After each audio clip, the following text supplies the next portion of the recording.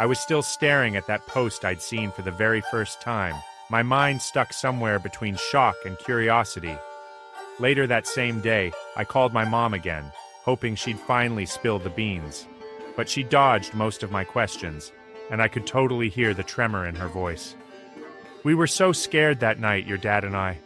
We didn't know how to keep you safe," she said, and hung up before I could pry any further.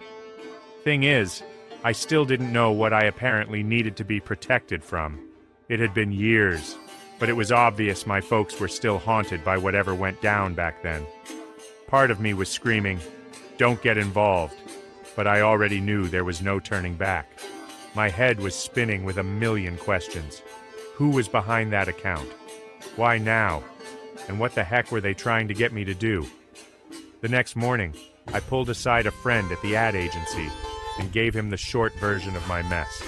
I couldn't tell him every detail, but I said something like, "Dude, there's a weird account posting photos of my family, and it kind of looks like a threat." He said, "Maybe you should go to the police."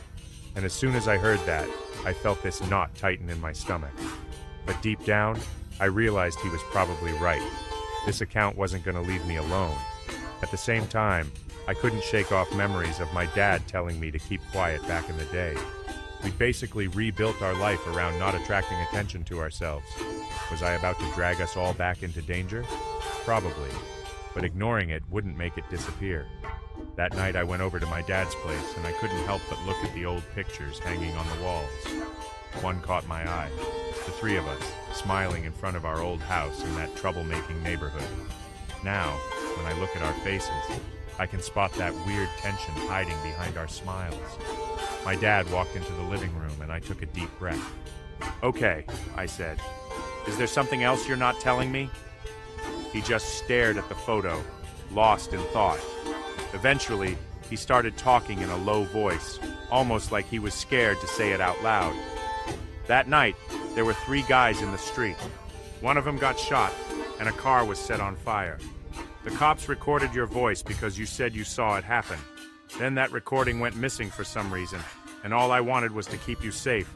We got threatened. Maybe you don't remember it all, but I never forgot." I stood there, speechless. I kinda remembered hearing a fight and seeing flames, but I was just a freaked out kid. I never knew it was that serious. It made sense now why Dad was always so on edge, but that account was clearly pissed off. The whole thing got covered up, or maybe it was out for revenge, or maybe they believed an innocent person got locked away. I didn't know for sure. The next day, I made up my mind to talk to the police. Even just thinking about it made my stomach churn. All my life, I'd been raised to avoid this cursed subject, and now here I was, diving right in. Still, I figured staying silent would only make everything worse. At the police station, the officer seemed pretty stunned when I showed him those posts and messages. But he took notes, said they'd do what they could.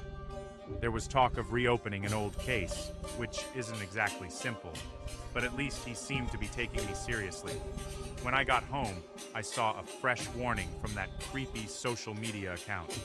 "I know you had the nerve to talk to the cops. Think that's gonna save you?" My heart pounded so hard I could hear it in my ears. But I was determined. It might make things more dangerous, but trying to hide wasn't doing me any favors anyway. Later, I decided to go see that hooded guy again, the one who'd shown up at that dimly lit cafe. Same spot, same seat in the corner. He was wearing his hoodie, face half covered. Didn't say a word, just showed me some old photos on his phone, plus a snapshot of some court documents. One line read, "Due to lack of witness testimony, prosecution was dropped." I'm guessing I was that missing witness. He avoided eye contact, then slipped me a note. "Tell the truth. My brother's life depends on it. No one gave a damn when you stayed quiet."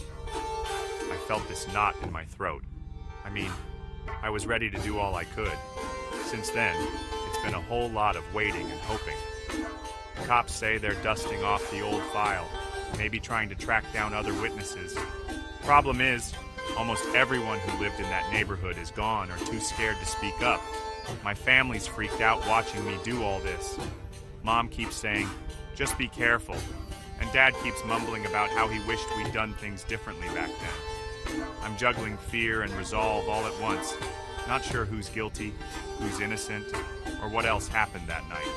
But I do know the truth can't stay buried. Sometimes I can't sleep.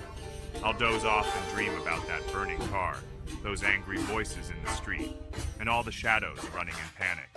I keep wondering if it's my imagination, or if it's exactly what I saw as a kid.